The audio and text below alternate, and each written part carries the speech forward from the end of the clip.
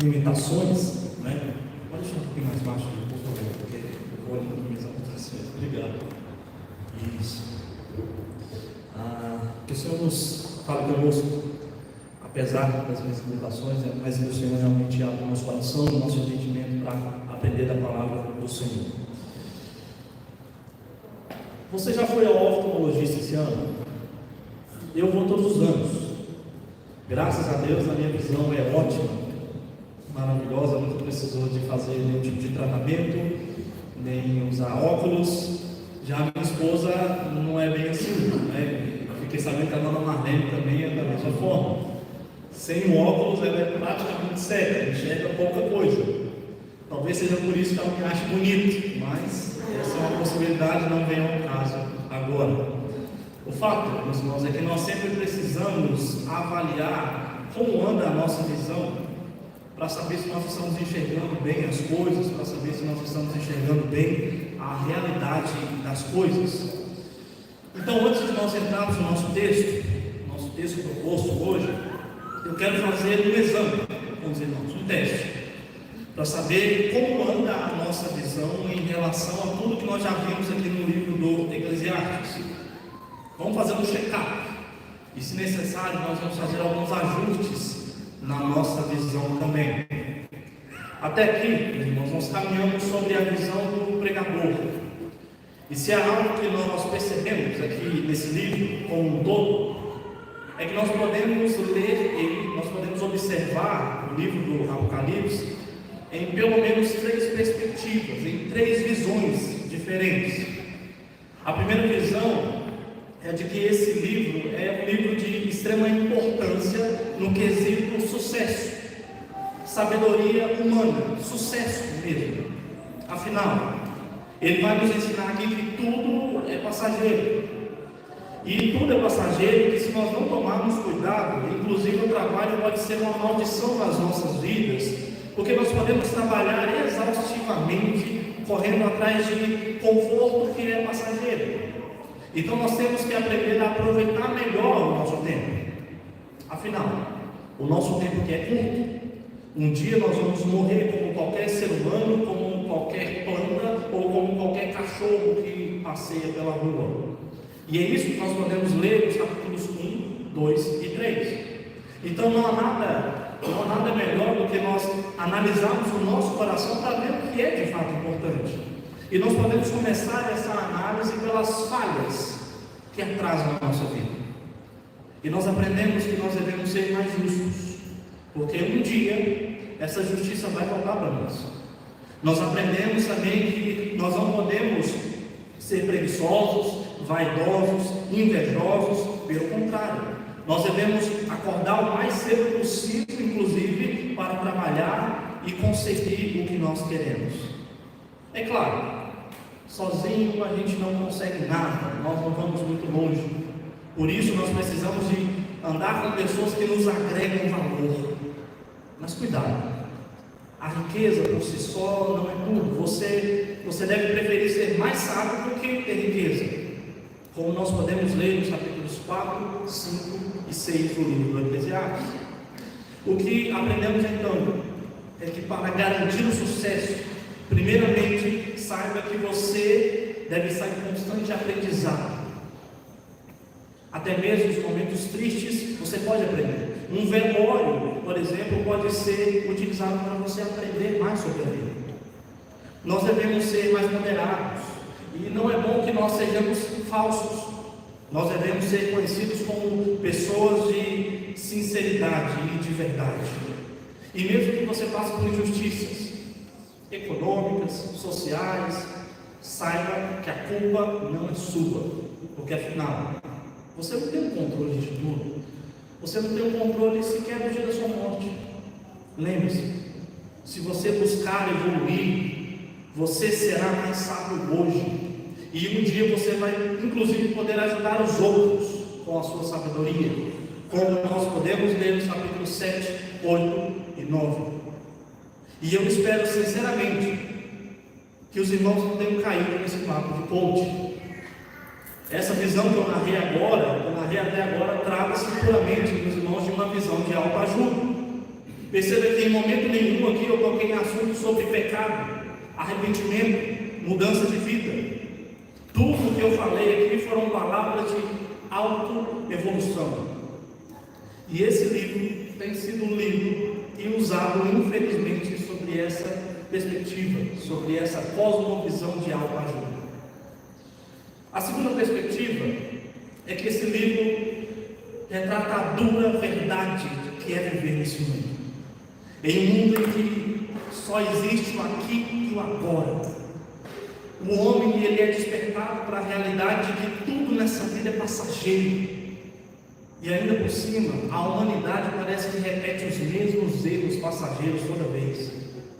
Dessa forma, tudo que nós compramos é vaidade, porque elas não nos preenchem. Tudo que nós escutamos aqui é inútil, porque uma hora elas vão acabar.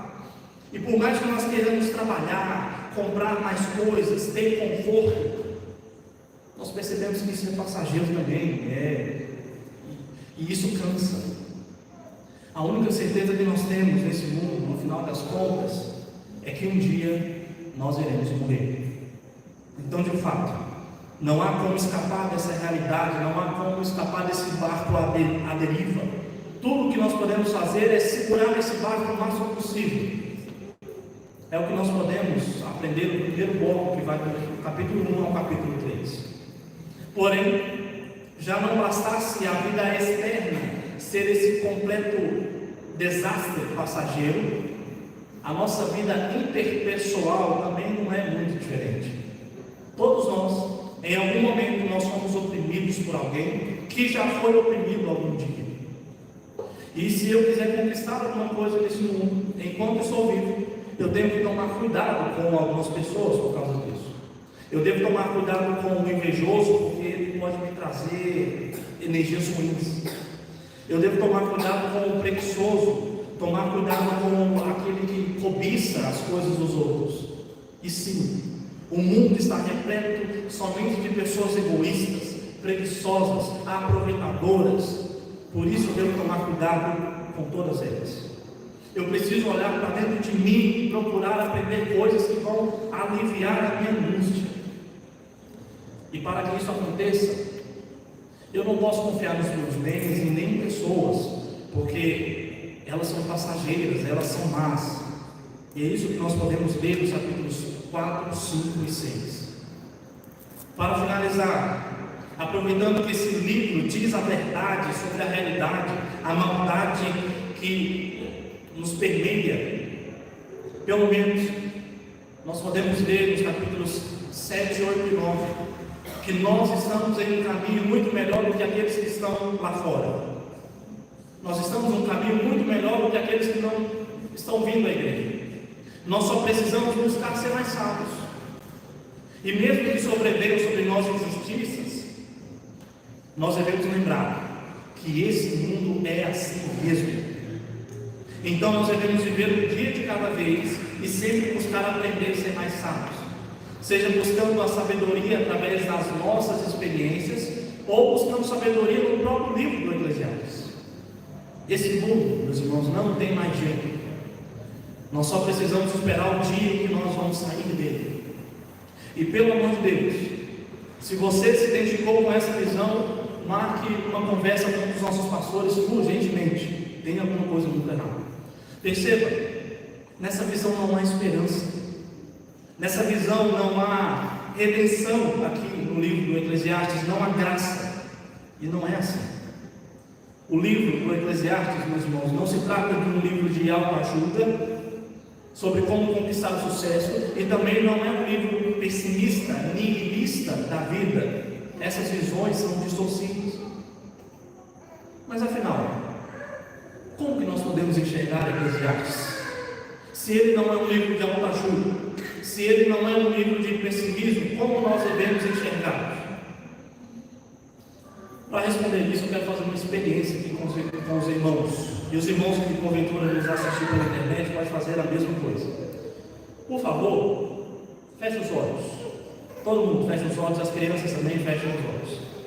Preste atenção no que eu vou falar, ok? Vocês são de olhos fechados. e de repente você sente uma brisa muito quente no seu rosto, uma brisa quente. Você começa a perceber que inclusive os seus lábios estão começando a rachar com esse calor. De repente, na sua imaginação, você abre os olhos e percebe que você está num deserto. Os seus olhos quase que queimam com a claridade da areia. A areia começa a balançar, inclusive batendo na sua pele, ressecando toda a sua pele. Está tão quente, mas tão quente, que a sua cabeça arde e a sua garganta está totalmente seca. Você nem consegue mais salivar, porque já faz 2 dias que você não bebe água. E você está desesperado por beber alguma coisa, porque os seus lábios, o seu corpo já está totalmente quente. Mas de repente, quando você já estava quase sem esperanças, você ouve um som.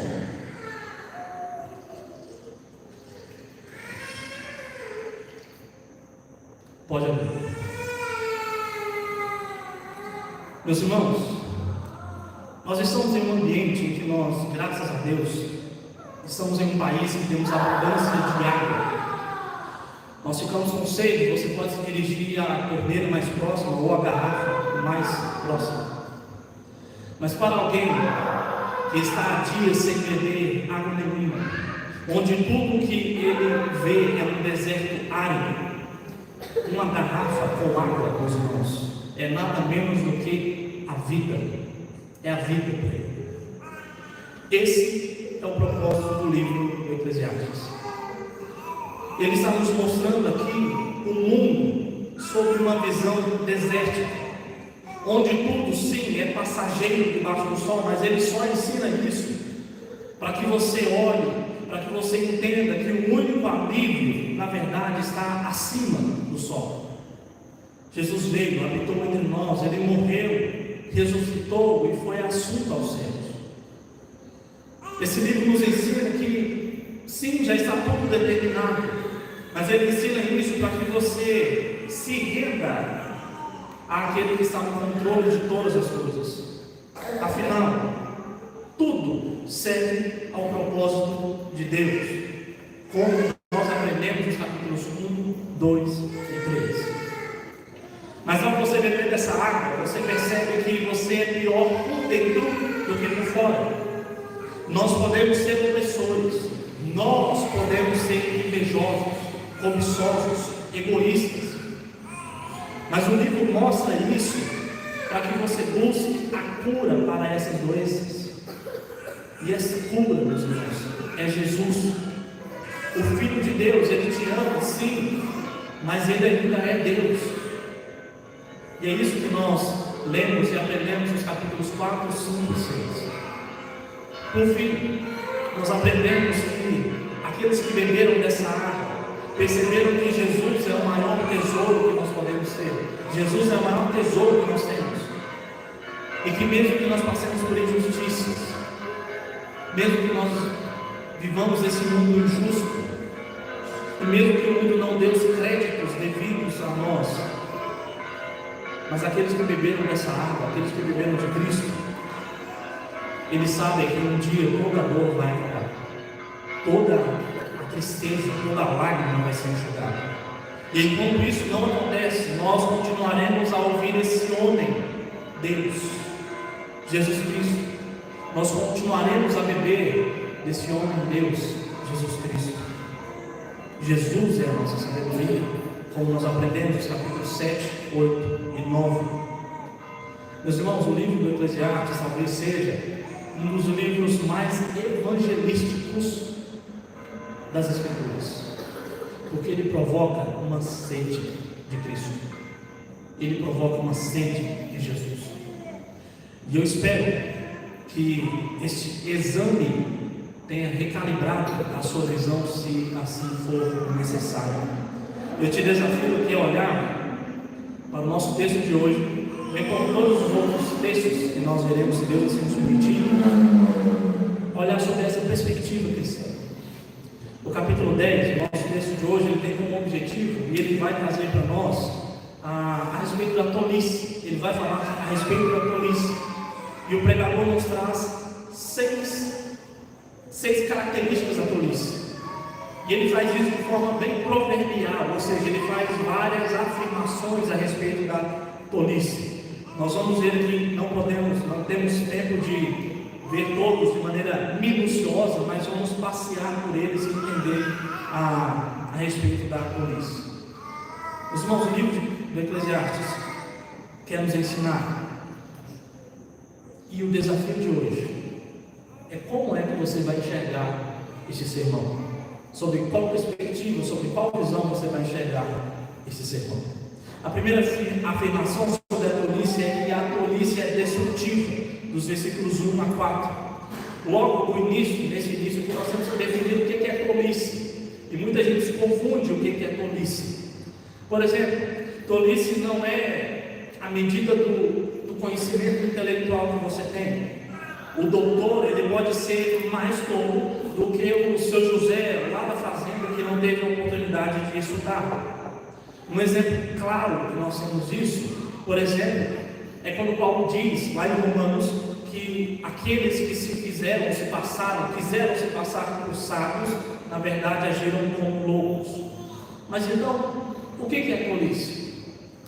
Para responder essa pergunta, basta que nós possamos ler as Escrituras, mas tem um texto que ele vai dizer isso de forma muito clara, ele vai definir isso de forma muito clara, o que é tolice.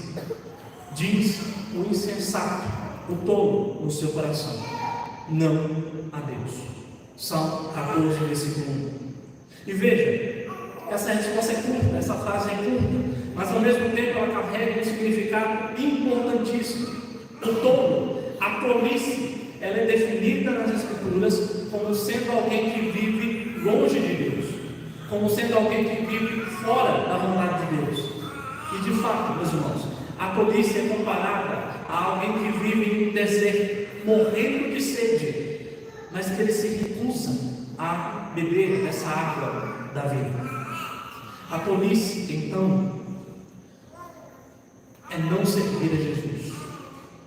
A verdadeira tolice é você viver longe de Cristo, e isso traz implicações para toda a vida. Agora, temos definido o que é tolice aqui. O texto começa fazendo uma analogia do quão perigosa é a tolice. A cena aqui seria de um povo que está sendo subjugado por outro povo, tanto que no versículo 4 ele fala sobre o cuidado de não se levantar contra o governador, porque isso pode ser muito ruim. Como nós vimos, inclusive, no final do capítulo passado, no capítulo 9, um homem sábio, ele se levanta para salvar a cidade de um rei poderoso, um rei estrangeiro e poderoso. Mas um ponto interessante aqui é que alguns comentaristas sugerem que o autor usa de um sarcasmo quase que engraçado para ensinar que a tolice é capaz de fazer muitos estragos inimagináveis, mesmo que seja só uma mosca. Meus irmãos, não subestime o poder de uma só mosca. Nós vamos lembrar que uma só mosca, chamada Adão, na sua tolice, impregnou todo o universo com pecado. A mosca tola aqui nem sempre se trata de alguém externo, de alguém lá fora que vem estragar o seu perfume, vem estragar a sua sopa. Mas você é a mosca tola capaz de fazer muitos estragos aqui. Você já se deparou com momentos em que você deveria ter agido com mais sabedoria e não agiu? E ao invés disso, você falou o que não deveria ter falado, ou agiu como não deveria ter agido? E por causa disso, você só piorou as coisas. Se nós pegarmos o exemplo de tolice que nós acabamos de estabelecer aqui, significa que todas as vezes em que nós agimos segundo a nossa sabedoria que na maioria das vezes é movida pelo orgulho, pelo ego, pela ira, todas as vezes, é como se nós disséssemos a Deus, obrigado, mas até a página 2. Obrigado, mas nem sempre o Senhor tem razão. Essa situação aqui pode deixar que eu resolva. Irmãos, a tolice faz você, por exemplo, magoar a sua esposa com palavras duras. A tolice faz você humilhar o seu marido diante dos defeitos dele. A tolice faz você tomar decisões erradas, responder uma ofensa na mesma medida. A tolice faz você guardar mágoas no coração. E isso destrói tudo de dentro para fora. Por isso o pregador, ele ainda dá mais 2 conselhos.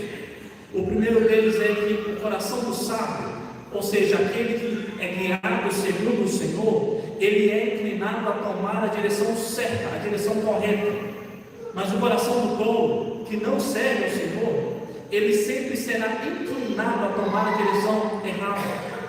O fato da direção correta que está sendo sinalizada como direita e a errada sendo sinalizada como esquerda, não tem nada a ver com política, isso seria um anacronismo. O lado direito aqui sempre possuiu um status de competência, autoridade. Tanto que nós falamos, olha, fulano é o meu braço direito, ou seja, ele é de confiança, ele é uma pessoa competente. Jesus está à direita de Deus Pai, como descrito em Romanos, no capítulo 8, verso 34. Então, o primeiro conselho do pregador é: o sábio, uma vez que ele segue a vontade de Deus, ele sempre tomará a melhor direção. Mesmo se ele perder, ele sairá ganhando, porque ele vai obedecer a Deus. Enquanto o tolo, por não seguir a vontade de Deus, ele sempre tomará a direção errada. E mesmo se ele ganhar, ele estará perdendo o mais importante, ele estará perdendo a vida. O segundo conselho, aqui no verso 3 ainda, é que a tolice não pode ser escondida, ela é facilmente vista e observada pelos outros. Os outros estão vendo as suas atitudes tolas. O que pode acontecer é de talvez ninguém ter coragem de te falar, mas os outros estão vendo a sua tolice, a minha tolice. É por isso que nós somos convidados aqui, então, meus irmãos, a imitar, a copiar aquele que foi observado por todos na sua época. E ao ser observado, ele foi visto, ele foi encontrado, não como um tolo, não como um louco, mas ele foi visto como alguém que crescia em sabedoria. Jesus Cristo, meus irmãos, não somente é a sabedoria em pessoa, mas os outros enxergavam a sabedoria nos seus atos e nas suas palavras. Eu e você, como seguidores de Cristo, nós também devemos ser conhecidos como alguém que vive em sabedoria, não a minha, não a sua, mas a de Cristo. Seguindo o texto, além da tolice ser destrutiva, ela também governa corações. Nos versículos 5 e 7, nos versos 5 e 7, o pregador, nos 5 a 7, o pregador usa 2 comparações aqui. Mas perceba, se na primeira parte, se nos versículos 1 a 4, ele ensina que a menor tolice causa grandes estragos, aqui ele mostra o poder de uma grande tolice. Nesses versos, um tolo governador que está nos lugares mais altos, ele coloca mesmo nos cargos mais altos, nos cargos de confiança, outras pessoas tão tolas e despreparadas quanto ele. Ele usa a figura do tolo e do rico, e do servo e do príncipe. E olha, aqui não se trata de uma defesa onde o rico ele é sempre sábio e ele deveria estar nas posições de poder porque ele é mais sábio, e o mais pobre e o tolo ele não deveria ter poder nenhum. Não é isso. Na verdade, lá no final, no capítulo anterior, capítulo 9, nós temos o exemplo contrário. Lá tem um homem pobre que foi mais sábio do que um rei poderoso e rei de muitos homens. A ideia aqui é muito mais simples e prática. A tolice, meus irmãos, faz com que nós coloquemos os menos preparados nos lugares em que deveriam estar os mais preparados. Damos mais importância a pessoas menos preparadas, enquanto nós deveríamos dar mais importância a pessoas mais preparadas. Mas preste atenção, seria muito fácil eu simplesmente falar, talvez, da estupidez dos nossos governantes que passaram pelo Brasil. E eu tenho certeza que para alguns seria quase como lavar a alma, ao descarregar o quanto os nossos governantes são tolos, e o quanto eles colocam tolos os cargos de poder. Mas ao invés disso, eu quero bater, por assim dizer, no governante mais teimoso que existe na face da terra: nós mesmos. Novamente, o tolo aqui é aquele que não vive segundo a vontade de Deus. O tolo que vive segundo as suas próprias vontades, ele geralmente coloca nos cargos de autoridade na sua vida justamente aqueles que não deveriam ter autoridade alguma. Quem você tem colocado nos cargos de confiança do seu coração? Quem você tem colocado nos cargos de confiança do seu coração? Seu melhor amigo? O seu coach famoso? Seu colega de trabalho, o influencer? Meus irmãos, o que nós mais temos visto é que as pessoas têm depositado toda a sua confiança muito mais em pessoas e coisas do que necessariamente em Deus. Nós temos um caso parecido assim. Josué, que na sua primeira batalha contra Jericó, meditava na lei do Senhor de dia e de noite, ouvia as instruções do Senhor e as seguia à risca. Mas alguma coisa aconteceu que na segunda batalha, contra um povo pequeno chamado Ai, aparentemente Josué não viu necessidade de falar com o Senhor, de confiar no Senhor. Ele confiou mais nos relatos dos seus homens. E Josué se viu saindo da sabedoria e da vitória para a tolice e a derrota. O que nós temos visto hoje em dia são pessoas que, por exemplo, procuram ajuda nas estratégias de controle de gastos para se verem livres das dívidas. Pessoas que procuram, por exemplo, livros e até mesmo pregações para vencerem a ansiedade. E veja bem, eu não estou dizendo que estratégias de controle de finanças não ajudam. Pelo contrário, faça isso. Mas elas não darão certo se o problema for a falta de contentamento no seu coração. Nenhuma estratégia vai dar certo se o problema estiver no seu coração. Você está tão carente para preencher o seu coração com alguma coisa que você se rende a qualquer desejo de compra. E dessa forma você se descontrola financeiramente. Entende por que a estratégia não vai funcionar? Também não estou dizendo que pedir ajuda para vencer ou para trabalhar contra a ansiedade, pedir ajuda é errado, não é isso. Mas se você não entender que a ansiedade, na maioria das vezes, é provocada porque as coisas não acontecem no momento e do jeito que você quer, e que isso deveria fazer com que você aprendesse a confiar mais no Senhor e a ser guiado por Jesus, então nenhuma ajuda vai ser o suficiente para te ajudar. A tolice faz você colocar outras coisas e pessoas no lugar que só Jesus deveria ocupar. Meus irmãos, Jesus Cristo, por diversas vezes no seu ministério terreno, ele deixou bem claro que o mais importante para ele era fazer a vontade de Deus Pai. Primeiro vinha a vontade do Pai. Então nós somos confrontados aqui a não colocar o nosso ego em qualquer coisa, em qualquer pessoa, a não colocar os cargos de confiança do nosso coração em qualquer coisa.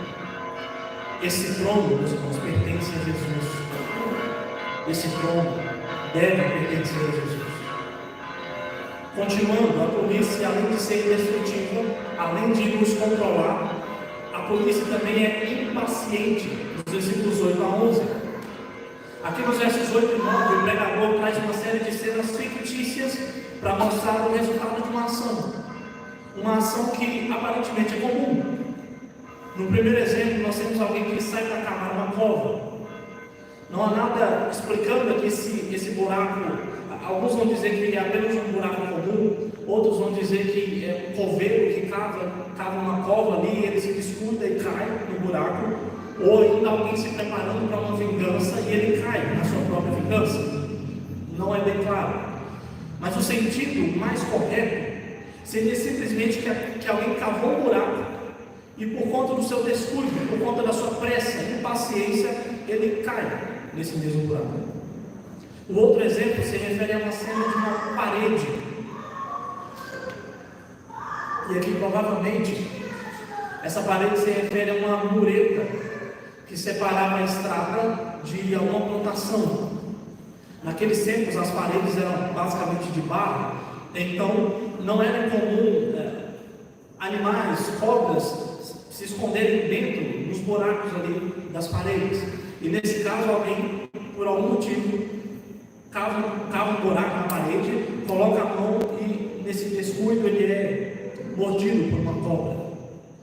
As outras cenas são a de um homem arrancando pedras, e essas mesmas pedras ferem esse homem, e um outro cortando madeira ou uma árvore, correndo o risco de se machucar com a ferramenta, ou ainda uma lasca de madeira vir em sua direção.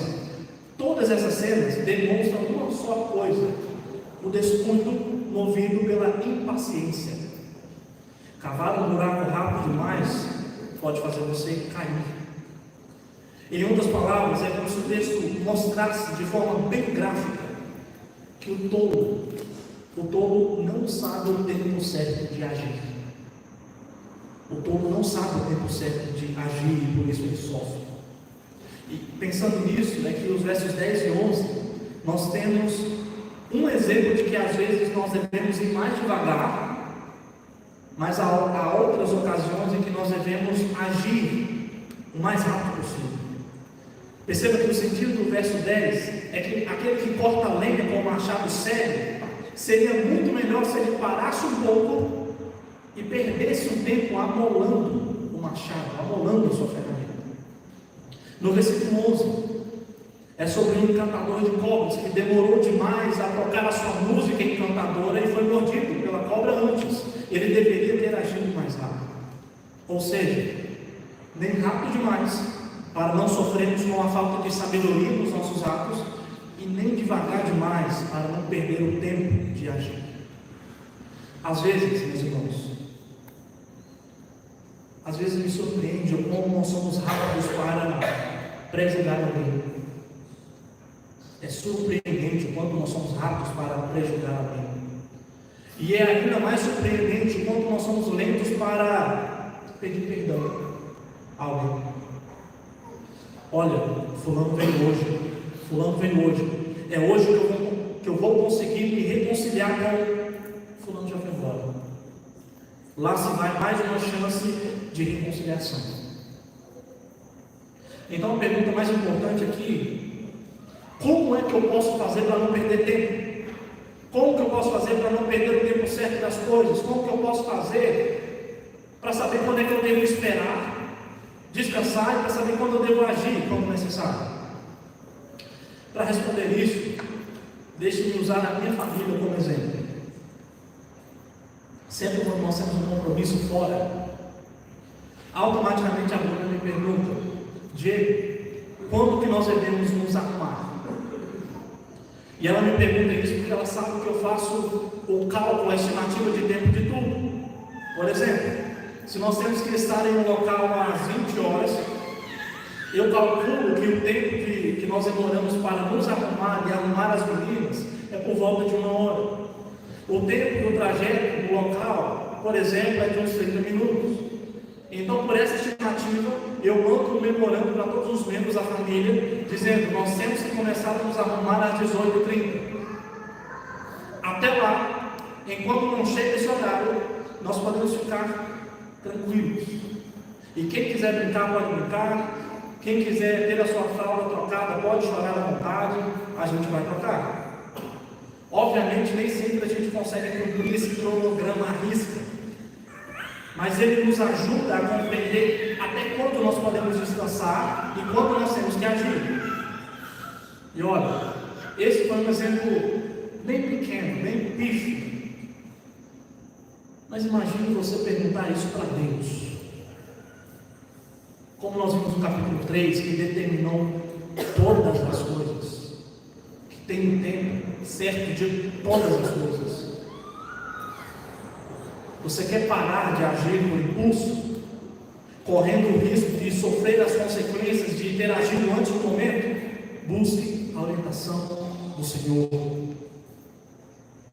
Você se vê diante de muitas decisões para fazer, no trabalho, nos estudos, na vida profissional, sentimental. Você tem medo de perder a oportunidade de agir no momento errado? Tenha o hábito de perguntar para aquele que tem o controle de todas as coisas, para aquele que tem o controle de cada segundo da sua vida. Pergunte para ele vai te responder. O Senhor vai te responder. A tolice, então, ela é destrutiva, controladora, impaciente. Agora nós veremos que a tolice é insensata nas palavras, nos versos 12 a 15. E talvez você pense o seguinte: meu Deus, eu acabo de descobrir que o quanto eu posso estar sendo ou vivendo de forma tola. Eu acabo de descobrir que às vezes eu posso ser destrutivo. Eu posso estar sendo controlado pela minha tolice, ou eu posso ser impaciente por causa da minha tolice. Mas ainda bem que eu descobri isso hoje. Ainda bem, agora eu posso me ajudar. Na verdade, agora eu posso ajudar as outras pessoas. Eu vou falar palavras de sabedoria às outras pessoas. Cuidado. O reverendo Charles Spurgeon disse certa vez que a entrada do templo da sabedoria é o conhecimento da nossa própria ignorância. O que significa essa frase? Em outras palavras, você só começa a ser mais sábio a partir do momento em que você escuta mais e fala menos. Você só começa a ser mais sábio, você começa a ter mais sabedoria a partir do momento em que nós percebemos que eu e você, nós não temos as palavras de vida eterna. Quem tem as palavras de vida eterna, só quem tem as palavras de vida eterna, meus irmãos, é Jesus, como declarou Pedro. Mas o tolo, ele não pensa assim. O tolo ele é ávido, ele saliva por falar palavras de pura tolice. Dos seus lábios sai estultícia e perversidade, como diz o versículo 13. O tolo, ele nem pensa nas consequências futuras. Ele nem pensa no que está dizendo. Ele nem pensa se vai machucar o outro, se ele vai se machucar. Isso não importa. Ele só fala. Isso é tão perigoso que no final do capítulo, no último versículo, no verso 20, o pregador adverte para você não falar mal do rei, porque uma hora ele vai ficar sabendo que isso pode dar muito ruim. Um desses influencers da internet conta que certa vez, quando ele era criança, ele fez uma aula de luta. Eu acho que foi de capoeira, se eu não me engano. E com apenas uma aula, ele já se achou um mestre na luta. Então ele, cheio de si, ele chega no colégio, ele chega para o valentão e diz: por que você não luta com quem sabe brigar? Ele conta que em menos de um segundo ele se arrependeu do que ele falou. Mas já era tarde, as palavras já saíram da sua boca. Ele aprendeu de forma dolorosa que as palavras, uma vez lançadas, nunca voltarão. E veja, esse ponto ele faz ligação lá com o primeiro ponto do texto, sobre a destruição. Porque o versículo 12 diz que o tolo os seus lábios devora. No sentido aqui é de o tolo ele se autodestrói. Ele se autodestrói com as suas palavras tolas, com as suas palavras sem sabedoria. Mas o que eu quero te chamar a atenção é o início do versículo 12. Nas palavras do sábio lá, favor. O ponto curioso é que essa palavra favor também pode ser traduzida por graça. Ou seja, enquanto as palavras do tolo destroem, as palavras do sábio trazem graça. Restauram, ao invés de destruir. E o importante é que existe um certo sábio, que as suas palavras são cheias de graça e de verdade. As suas palavras restauram a alma e dão vida a quem as ouve. Meus irmãos, Cristo Jesus é a mensagem de graça para nós, pecadores. pecadores. E justamente essas palavras de graça devem criar as nossas palavras daqui para frente. Que as pessoas possam encontrar favor merecido nas suas palavras, porque você é imitador de Jesus. Que as pessoas possam encontrar graça nas suas palavras, porque você imita Jesus Cristo. As palavras que você diz aos seus filhos são cheias de graça ou destruição? Veja bem, graça não é conivência, ok? Até mesmo a correção é graça, porque ela visa a restauração. As palavras trocadas entre os cônjuges são de graça, visam o aperfeiçoamento do casamento, ou são apenas palavras tolas de destruição? Jesus falou palavras de graça. Nós devemos fazer isso também. A tolice destrói, nos controla, é impaciente, nos faz falar palavras tolas. Mas agora, por último, a tolice é imatura e preguiçosa, os versos 16 a 19. E aqui nós temos a figura de um rei que não necessariamente é literalmente uma criança, mas com certeza esse rei é imaturo. As suas ações são imaturas aqui. Nós podemos lembrar de alguns exemplos importantes,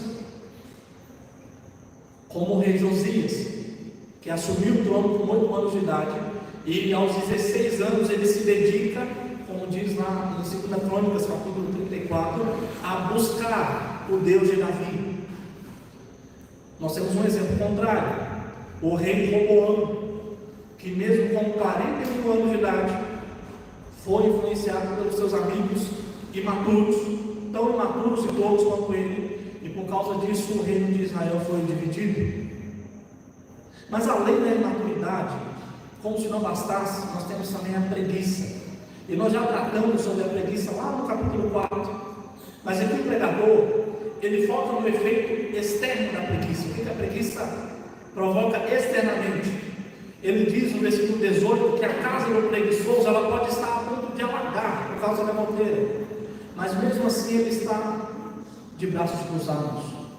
Ele prefere, na verdade, festejar, desfrutar dos prazeres, de uma boa comida, de um conforto, do que trabalhar na sua própria casa. O interessante é que o texto diz que a festa em si não é ruim. O versículo 19 diz: olha, as festas é para rir mesmo. A festa você pode se alegrar, você pode beber, você pode comer, o dinheiro pode servir para isso mesmo. Mas o importante aqui é que esses homens, meus irmãos, estão na corte.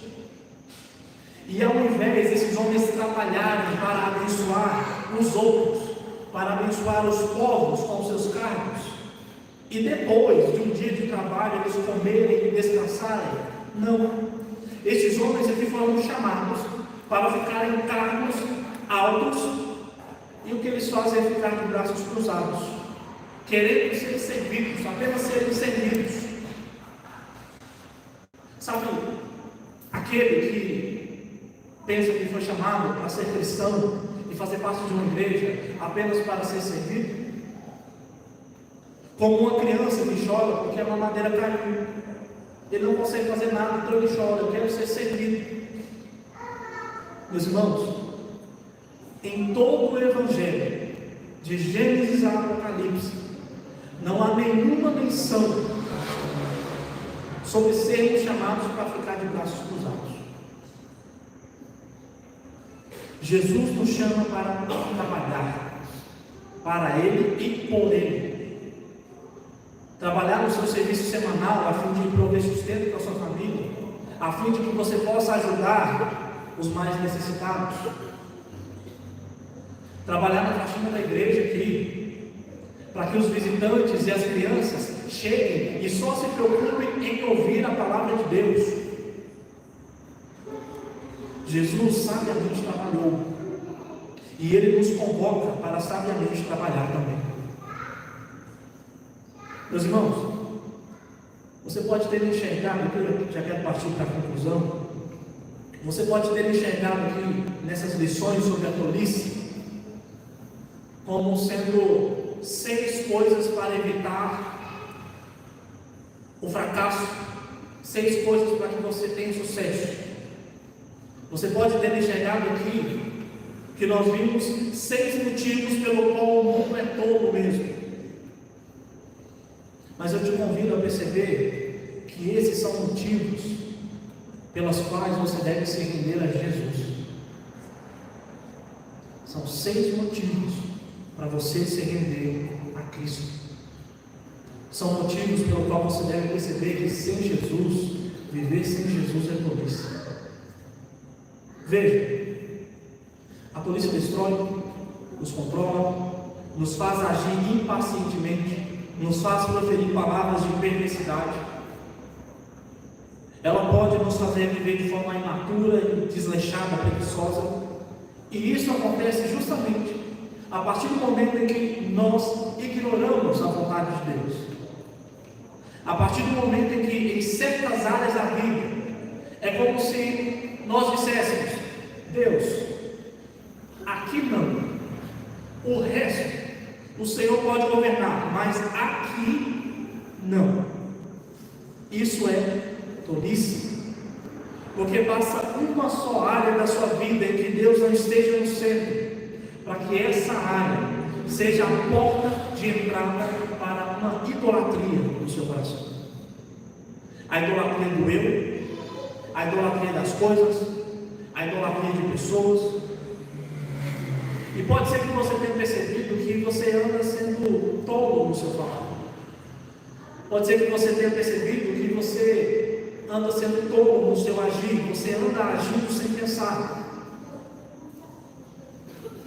Pode ser que você anda sendo tolo o suficiente para pensar que você não precisa do Senhor. Você é soberano no seu coração. Você é perfeitamente capaz de se libertar de todas as suas tolices. Você é perfeitamente capaz de se libertar de todas as suas de todos os seus senhores que te escravizam. Isso é tolice. Jesus, Ele é Rei, Ele é soberano sobre toda a terra, como nós acabamos de cantar aqui, inclusive. E Ele é Rei, Ele é soberano, inclusive sobre o seu coração. Por isso, o primeiro passo, meus irmãos, para a sabedoria é reconhecer que nós precisamos do Senhor. Só Ele, eu não tenho, você não tem, só Ele tem palavras de sabedoria e vida eterna. Que nós, meus irmãos, que você, que eu, que nós paremos de viver segundo a nossa sabedoria, que nós possamos viver e exaltar a Cristo, que nos deu as palavras de vida eterna, que nós possamos beber desse homem Deus, que nos oferece vida e vida em abundância. Amém. Vamos orar. Senhor, ó Deus, obrigado, Deus, porque a Tua palavra é clara. A Tua palavra, Deus, ela, uma vez exposta, ela nos expõe. Ó Deus, nós te pedimos, Senhor, perdão e misericórdia por todas as vezes que nós vivemos, ó Deus, segundo a nossa própria sabedoria, de forma tola. Por todas as vezes, ó Deus, que nós nos deixamos levar pela tolice do nosso coração e nós falamos sem pensar, nós agimos sem pensar, nós destruímos, ó Deus, a nós mesmos, inclusive destruímos, ó Deus, ao nosso redor. Tudo isso por causa da tolice de não seguir a Tua vontade. Tenha misericórdia de nós. Ó Deus, retire de nós toda a impaciência, toda a preguiça. Retire de nós, ó Deus, toda a falta de confiança no Senhor. Retire de nós, ó Deus, todos os deuses que nós insistimos em construir, Senhor, em nossos corações. Deus, em nome de Jesus, que não há nenhuma área sequer em que o Senhor não seja o centro de nossas vidas. Nos ajude, ó Deus, neste propósito. Obrigado, Deus, porque hoje nós já somos graciosos demais. somente pelo Senhor ter falado conosco através da tua palavra. Que nós possamos, ó Deus, pela tua graça, pelo teu favor imerecido, viver, ó Deus, o que nós aprendemos. Nós te agradecemos pela tua palavra em nome de Jesus.